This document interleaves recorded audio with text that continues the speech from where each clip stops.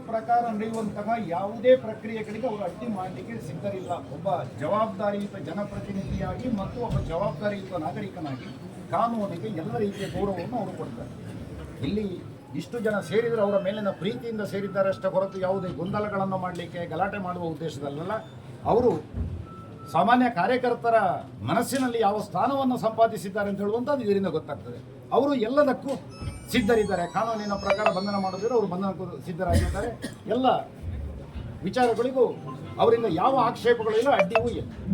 ತುಂಬ ಕಾರ್ಯಕರ್ತರು ಸೇರಿದ್ದಾರೆ, ಬಂಧನ ಮಾಡಬಾರ್ದು ಅಂತ ಒತ್ತಾಯ ಬರ್ತಾ ಇದೆ. ಅಲ್ಲ, ಒತ್ತಾಯದ ಅವರ ಮನಸ್ಸಿನ ಭಾವನೆಗಳು. ಕಾನೂನು ಪ್ರಕಾರ ಅವರು ಏನು ಮಾಡ್ತಾರೆ ಮಾಡಲಿ, ಅವರು ಕಾನೂನು ಪ್ರಕಾರ ಮಾಡುವುದಿಲ್ಲ. ಆದರೆ ಬಂಧಿಸುವುದಕ್ಕೊಂದು ಪ್ರೊಸೀಜರ್ ಇದೆ. ದಸ್ತಗಿರಿ ಮಾಡುವಾಗ ಒಂದು ವಾರಂಟ್ ತಯಾರು ಮಾಡೋದು, ದಸ್ತಗಿರಿಯ ಒಂದು ವಾರಂಟ್ ತಯಾರು ಮಾಡೋದು ಅಂತ ಇದೆ. ಇಂಥ ಸ್ಥಳದಲ್ಲಿ ಇಷ್ಟು ಹೊತ್ತಿಗೆ ನಾವು ಇಂಥ ಆರೋಪಿಯನ್ನು ಬಂಧಿಸಿದ್ದೇವೆ ಅಂತ. ಅದು ಹೇಳುವಾಗ ನಾವು ಠಾಣೆಯಲ್ಲಿ ಮಾಡ್ತೇವೆ ಅಂತ ಹೇಳ್ತಾರೆ. ಯಾಕೆಂತ ಹೇಳಿದರೆ ಠಾಣೆಗೆ ಅವರಾಗಿ ಬಂದಿದ್ದಾರೆ, ನಾವು ಹಿಡಿಯಲಿಲ್ಲ, ಬಂದಿದ್ದೇವೆ, ಅಲ್ಲಿ ಬಂದಿದ್ರು, ಅಲ್ಲಿ ನಾವು ಅವರನ್ನು ಅಗತ್ಯ ಇದೆ ಅಂತ ಬಂಧಿಸಿದ್ದು ಅಂತ ಹೇಳುವ ಕಾರಣಕ್ಕೆ ಯಾವುದಕ್ಕೂ ಮ್ಯಾಜಿಸ್ಟ್ರೇಟರ್ ಮುಂದೆ ಹಾಜರು ಮಾಡಲಿಕ್ಕೆ ಅಂತ ಹೇಳುವಂಥ ಕಾರಣಕ್ಕೆ ಅಲ್ಲಿ ಉಪಯೋಗ ಮಾಡ್ತಾರೆ. ಹಾಗಾಗಿ ನಾವು ಸ್ಪಷ್ಟ ಹೇಳಿದ್ದೇವೆ, ದಯವಿಟ್ಟು ಬಂಧಿಸುವುದಕ್ಕೆ ನಮ್ಮ ಆಕ್ಷೇಪ ಇಲ್ಲ, ನಾವು ಕಾನೂನಿಗೆ ತಲೆಬಾಗುತ್ತೇವೆ. ಆದರೆ ಬಂಧನದ ಪ್ರೊಸೀಜರ್ ಏನಿದೆ, ನಿಯಮಾವಳಿಗಳು ಏನಿದ್ದಾವೆ ಅದನ್ನು ಯಾವ ಸ್ಥಳದಲ್ಲಿ ಎಷ್ಟು ಹೊತ್ತಿಗೆ ಬಂಧಿಸಿದ್ದೇವೆ ಅಂತ ಹೇಳೋದನ್ನು ಬರೆದು ಕೊಡಬೇಕು ಮತ್ತು ಆ ಮಾಹಿತಿಯನ್ನು ಸಂಬಂಧಪಟ್ಟವರಿಗೆ ಕೊಡಬೇಕು ಅಂತ ಇದೆ ಕಾನೂನು. ಅದು ಅವರಿಗೆ ಆ ನಿಯಮಗಳು ಗೊತ್ತಿದೆ. ಆ ನಿಯಮಗಳನ್ನು ಪೂರೈಸಿ ಅವರನ್ನು ಬಂಧಿಸಿ ಕರ್ಕೊಂಡು ಹೋಗೋದಕ್ಕೆ ನಮ್ಮದು ಆಕ್ಷೇಪ ಇಲ್ಲ. ನಾವು ಉಳಿದದ್ದನ್ನು ಕಾನೂನಾತ್ಮಕವಾಗಿ ಹೋರಾಟ ಮಾಡ್ತೇವೆ ಅಂತ ಹೇಳುವಂತಹ ಮಾತುಗಳನ್ನು ಅವರಿಗೆ ಹೇಳಿದ್ದೇವೆ. ತೀರ್ಮಾನವನ್ನು ಅವರಿಗೆ ಬಿಟ್ಟಿದ್ದೇವೆ. ಏನಾಗ್ತದೆ ನೋಡೋಣ. ನಾವು ದಯವಿಟ್ಟು ಗೊಂದಲ ಮಾಡುವ ಅಗತ್ಯ ಇಲ್ಲ. ಇನ್ಸ್ಪೆಕ್ಟ್ರು, ಸಬ್ ಇನ್ಸ್ಪೆಕ್ಟ್ರು ಮತ್ತು DSP ಅವರು ಹರೀಶ್ ಪೂಂಜನ ಮನೆಗೆ ಬಂದಿದ್ದಾರೆ. ಯಾಕೆ ಬಂದಿದ್ದಾರೆ ಅಂತೇಳಿ ಅವರನ್ನು ನಾನು ಕೇಳಿದಾಗ DSP ಅವರು ಹೇಳಿದರು, ನಾವು ಇಂಥ ಒಂದು ಕೇಸಿನಲ್ಲಿ ಯಾವ ಕೇಸು ಅಂತೂ ಹೇಳಲಿಲ್ಲ, ವಿಚಾರಣೆಗೆ ಬೇಕಾಗಿ ಕರ್ಕೊಂಡು ಹೋಗಲಿಕ್ಕೆ ಬಂದದ್ದು. ನಾನು ಅದಕ್ಕೆ ಏನು ಹೇಳಿದೆ ಅಂತ ಹೇಳಿದರೆ, ಕಾನೂನು ಪ್ರಕಾರ ವಿಚಾರಣೆಗೆ ಕರ್ಕೊಂಡು ಹೋಗುವಂಥ ಪರಿಸ್ಥಿತಿ ಬರುವುದಿಲ್ಲ. ವಿಚಾರಣೆಗೆ ಬರಬೇಕು ಅಂತೇಳಿ ನೋಟಿಸ್ ಕೊಡಬೇಕು. ಸೆಕ್ಷನ್ 41 ಕ್ರಿಮಿನಲ್ ಪ್ರೊಸೀಜರ್ ಕೋಡ್ ಪ್ರಕಾರ. ಮತ್ತು ಏನು ಅಫೆನ್ಸು ಈ ಸೆಕ್ಷನ್ದಲ್ಲಿ, ಈ ನೋಟಿಸ್ನಲ್ಲಿ ಏನು ಅಫೆನ್ಸಿನ ಬಗ್ಗೆ ಅಂತ ಅಫೆನ್ಸ್ ಪರ್ಟಿಕ್ಯುಲರ್ಸ್ ಅನ್ನು ಕೂಡ ನೋಟಿಸ್ನಲ್ಲಿ ಬರಬೇಕು. ಇದು ಯಾವುದೂ ಮಾಡದೆ ಪೊಲೀಸರು ಬೆಳಿಗ್ಗೆಯಿಂದ ಇಲ್ಲಿ ಮನೆಯೊಳಗೆ ಕೂತು ಮನೆ ಪಾರ ಹಾಕಿದಾಗೆ ಮಾಡ್ತಾ ಇದ್ದಾರೆ. ನೋಟಿಸು ಇಷ್ಟರವರೆಗೆ ಕೇಳಿದಾಗ ಕೊಡಲಿಲ್ಲ, ಕೊಡ್ತೇವೆ ಅಂತ ಹೇಳ್ತಾರೆ. ಇದರ ಮಧ್ಯದಲ್ಲಿ ಒಂದು FIR ಮಾಡಿದ್ದು ನಮ್ಗೆ ಗೊತ್ತಾಯಿತು. ಆ FIRನಲ್ಲಿ ಒಂದು 504, 506, 148, 149 ಅಂತ ಹೇಳಿ ಒಂದು FIR ಮಾಡಿದ್ದಾರೆ. ಇದೆಲ್ಲ ಈ FIR ಏನು ಹೇಳ್ತದೆ ಅಂತ ಹೇಳಿದ್ರೆ, ಈ ಸೆಕ್ಷನ್ಗಳು ಎಲ್ಲ punishable, whatever offence, alleged offence is less than 7 years. Supreme court, ಸರ್ವೋಚ್ಚ ನ್ಯಾಯಾಲಯ ಒಂದು ಜಜ್ಮೆಂಟ್ ಕೊಟ್ಟಿದೆ. ಆ judgment Harnesh Kumar versus state of Bihar ಅಂತ. ಯಾವುದೇ ಕೇಸು, ಪೊಲೀಸರು ಚೆನ್ನಾಗಿ ಗೊತ್ತಿದೆ, ಯಾವುದೇ ಕೇಸಿನಲ್ಲಿ, ಕ್ರಿಮಿನಲ್ ಕೇಸಿನಲ್ಲಿ ಯಾವುದೇ ಅಪರಾಧ ಆದರೆ ಒಂದು ವೇಳೆ ಅಪರಾಧಕ್ಕೆ 7 ವರ್ಷದಿಂದ ಕೆಳಗಿನ ಶಿಕ್ಷೆ ಇದೆ ಅಂತೇಳಿ ಆದರೆ ಏನು ಮಾಡಬೇಕು ಅನ್ನೋದು ಗೈಡ್ಲೈನ್ಸ್ ಮಾನ್ಯ ಸುಪ್ರೀಂ ಕೋರ್ಟ್ ಕೊಟ್ಟಿದೆ. ಅದನ್ನು ಉಲ್ಲಂಘನೆ ಮಾಡಿದರೆ ಏನಾಗ್ತದೆ, ಆ ಪೊಲೀಸ್ ಆಫೀಸರಿಗೆ ಏನು ಪನಿಷ್ಮೆಂಟ್ ಅಂತ ಹೇಳಿ ಅದರಲ್ಲಿ ಹೇಳಿದೆ.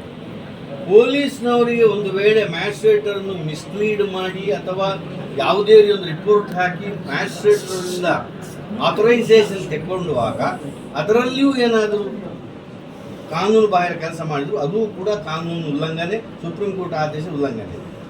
ಆ ಸುಪ್ರೀಂ ಕೋರ್ಟ್ ಜಡ್ಜ್ಮೆಂಟಲ್ಲಿ ಏನು ಹೇಳ್ತೀವಿ, ಈ ಮ್ಯಾಜಿಸ್ಟ್ರೇಟು ಅವರು ಈ ಆಥರೈಸೇಷನ್ ಕೊಡೋದನ್ನ ಮೊದಲೇ ಅವರು ಈ ಪೊಲೀಸರ ರಿಪೋರ್ಟನ್ನು ಸರಿ ಓದಬೇಕು, ಕಾನೂನಾತ್ಮಕವಾಗಿ ಓದಬೇಕು, ಅದಕ್ಕೆ ಗಮನ ಹರಿಸಬೇಕು, ಕಾನೂನಾತ್ಮಕವಾಗಿ ಮತ್ತು ಅಲ್ಲಿ ಅರೆಸ್ಟ್ ಮಾಡುವಂಥ ಅಗತ್ಯ ಇದೆ ಎಂಬುದು ಮ್ಯಾಜಿಸ್ಟ್ರೇಟಿಗೆ ಸಂಪೂರ್ಣ ಸ್ಯಾಟಿಸ್ಫೈ ಆಗಬೇಕು.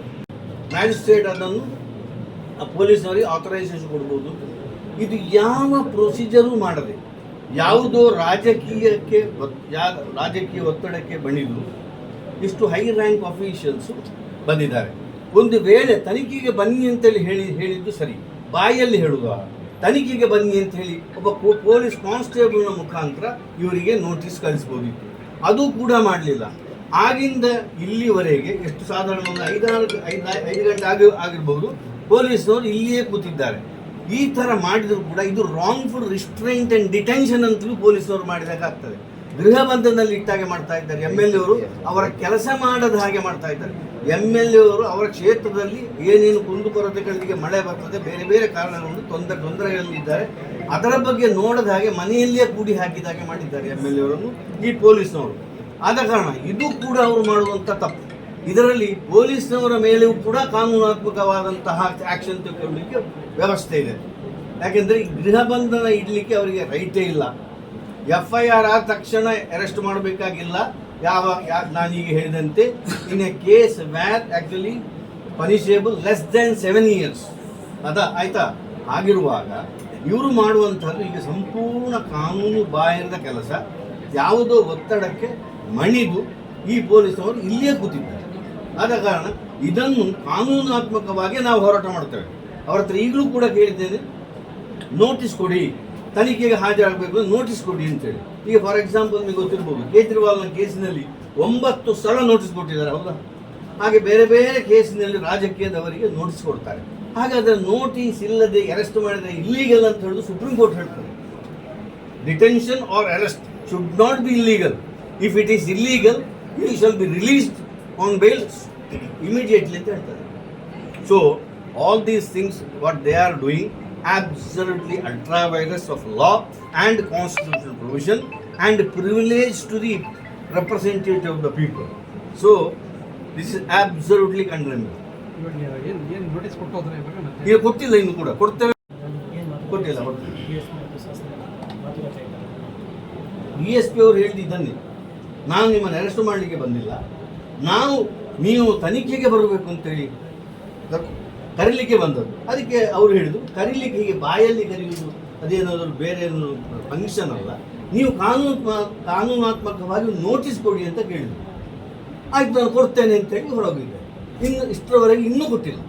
ಈಗ ಸಾಧಾರಣ ಒಂದು ಗಂಟೆ 1.5 ಗಂಟೆಯ ಮೇಲಾಯಿತು, ಇನ್ನೂ ಕಾನೂನಾತ್ಮಕವಾಗಿ ನೋಟಿಸ್ ಕೊಡ್ತೇನೆ ಅಂತ ಹೇಳಿ DSP ಅವರು ಇನ್ನೂ ನೋಟಿಸ್ ಕೊಟ್ಟಿದ್ದಾರೆ. Thank you.